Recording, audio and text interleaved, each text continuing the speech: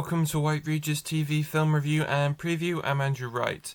This weekend sees the wide release of the Garfield movie, a new animated adventure comedy film based on the comic strip Garfield.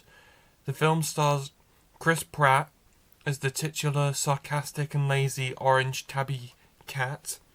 The film also stars Samuel L. Jackson, Hannah Waddingham, Ving Rhames and Nicholas Hoult.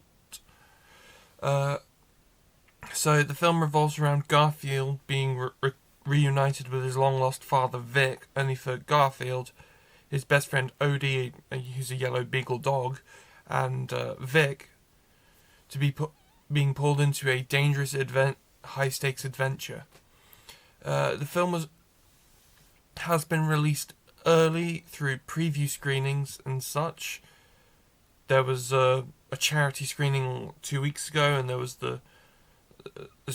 there's proper preview screenings last week. The film has so far been successful at the box office, but has received quite moderate reviews from critics, which isn't too strange with a film like this, because it's a kids' film. So I saw the film last weekend in a preview screening, and I thought the film was actually quite fun. It's not perfect, it feels a little baggy, but it's honestly just a fun popcorn film. Chris Pratt gives a good deadpan performance as Garfield. But in a film about Garfield, it was his best friend Odie that stole the show, as I found that whenever Odie was on screen, whatever he was doing was more interesting than what Garfield was doing, so I gave the film a weak 4 stars out of 5. This weekend also sees the release of Furiosa, a Mad Max saga, the 5th installment of the Mad Max franchise, and a spin-off and prequel to 2015's Mad Max Fury Road.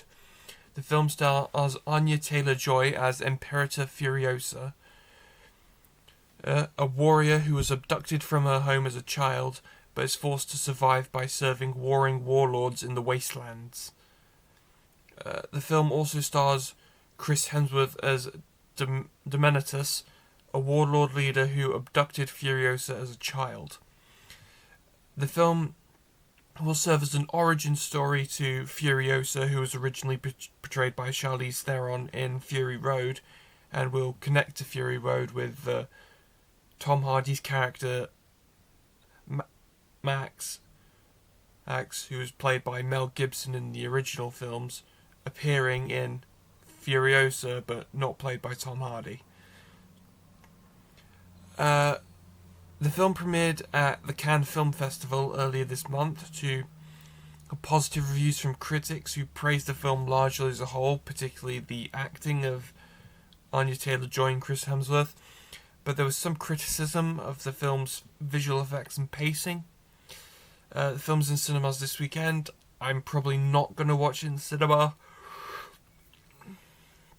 so just be advised of that. But I will review it when it comes to home video, as I only recently watched Mad Max Fury Road. I hadn't seen any Mad Max films before, and Fury Road gave me a headache.